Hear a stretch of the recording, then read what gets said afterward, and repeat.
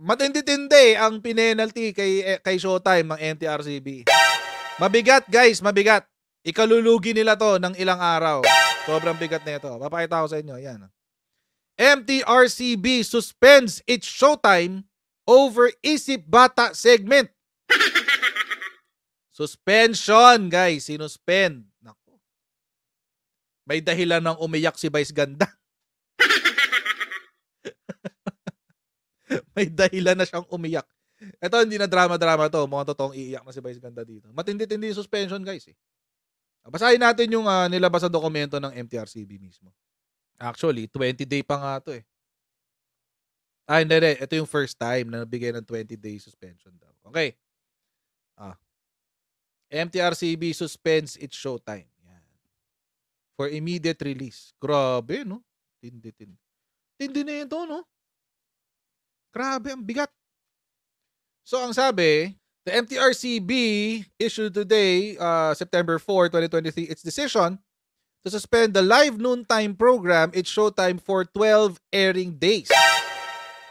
Viewers have lodged multiple complaints before the MTRCB concerning the show's July 25 episode wherein the program's hosts allegedly acted in an indecent manner during one of its segments, Isip Bata. The said case was referred to the MTRCB's Hearing and Adjudication Committee, which heard the case and required the respondents to submit their position papers following a procedural process. So, mga kotsero, first and foremost, dumaan po ito sa due process. Bakit po? Kasi binigyan po sila ng notice of hearing, pumunta sila sa hearing, nagsumite sila ng kanilang mga position papers. Position papers, ibig sabihin parang explanation ng kung bakit hindi sila dapat i-suspend. Tapos, ayun, sabi nila, wag daw muna silang i-suspend. Nakikiusap sila. Tapos, in accordance with PD 1986, the respondents may file one motion for reconsideration, MR, within 15 days after receipt of the decision. Should the board's decision be adverse to the respondents' MR, they may appeal to the Office of the President within 15 days from the receipt of the decision on the MR. Parang parang mahihirapan sila dito, guys. Wait lang. Parang mahihirapan sila dito, guys, kasi paano pag umabot na sa Office of the President yan? Parang mahihirapan sila dyan. Pero kapag pag hindi raw nag-decide in favor of them, yung sa motion for reconsideration, sa Office of the President na raw sila magrereklamo. So this is not the first time that a preventative suspension order was imposed on its Showtime. In 2010, the MTRCB imposed a 20-day preventative suspension sa Showtime din. Hindi pa siya its Showtime noon. Showtime lang siya. In 2023 alone, the MTRCB has received multiple complaints which the board has given due course. Most recently, the board issued 2 additional warnings to the noontime show concerning the following cases. Ito. Diyos ko. Kasi naman mga kotsero, ang dami-dami nyo ng kaso, pasaway pa rin kayo. Case number 1. Inappropriate utterance of the word G-spot by hosts Jong Hilario and Vice Ganda during January 24, 2023 episode of its Showtime in violation of Section 2. Yun pa rin. The decision. The board found the respondents, ABS-CBN Corporation Broadcasting Network, Zoe Broadcasting Network, dalawa ang tinamaan dito, pati Zoe nadamay. Remiss in the performance of the respective functions and duties required under the implementing rules and are admonished, o sabihin stern warning yan pag admonishment, stern warning, to refrain from making any utterances of similar nature, for the same will be dealt with more severely. Si Mount Cabin, pabebe. Kunyari pa, hindi alam. Alam mo yan, uy! Kamagpanggap, uy! De, joke lang. Okay. Next. So, ito yung isa. Meron pang iba. Diyos ko. Ang dami pala nilang offense, no? Hindi lang yung Case number 2, inappropriate utterance of the word tinggil.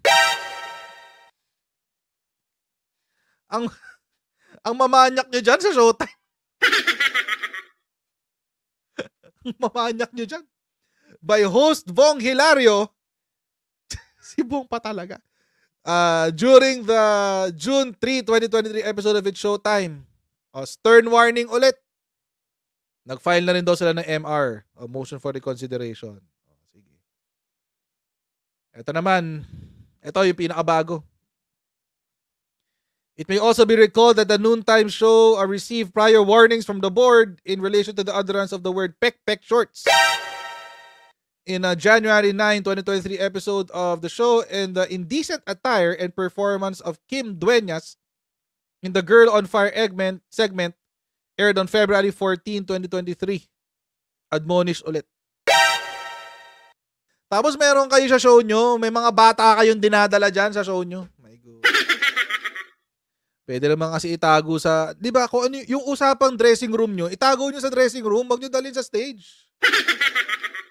Apart from this, the MTRCB has received multiple complaints regarding the noontime show, which the board dismissed in the spirit of fairness and equity.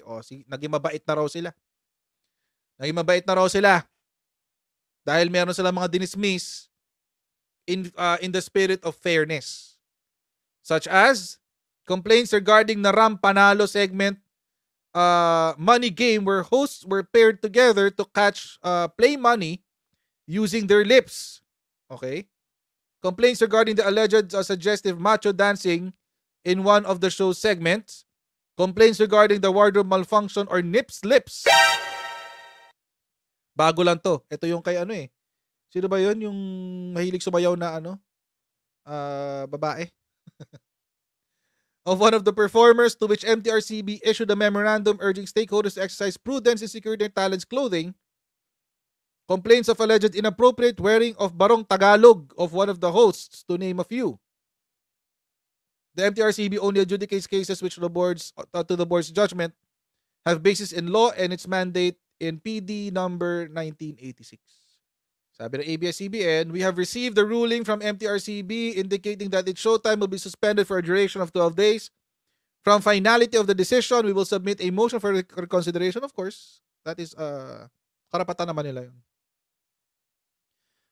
We are also committed to working with MTRCB to ensure that its showtime can continue to bring joy and entertainment to our noontime viewers. We are truly grateful to the Madlang people for their unwavering love and support for its showtime. Okay. Okay. Sige. Kwento nyo yan eh. Alam nyo mga kochero, simple lang naman yan eh. Sa akin naman, walang problema magkaroon ng... Kung sila magkakasama, magkakatropa sila. Tapos magkakasama sila sa isang party, hindi siya ine-ere. Tapos, or nasa backstage sila, nag-aasaran sila, etc. etc. Walang problema, pakabastusan kayo doon, walang problema. Kayo yun eh. Huwag nyo nadamay yung mga yung ibang tao sa mga kalokohan nyo. Para sa akin kasi, tulad niyan, may mga bata sila everyday. May mga batang umaapir sa nila everyday. Doon sa isip bata. Tapos parang Diyos ko. Tapos dadaanin sa drama. Sigurado bukas may episode yung mga yan. Tapos sasabihin eto na muna ang last episode namin, etc. etc. Diba? May 15 days pa sila eh. Bago maging final and executory yung suspension. Kasi binigyan sila ng 15 days para mag-file ng MR, ng motion for reconsideration. So malamang sa malamang, after mag-ruling ng ganun, the following week, after ng 15 days. Akin lang mga kochero, panindigan nyo yan. Gawa-gawa kayo ng kalokohan, hindi nyo kayang panindigan.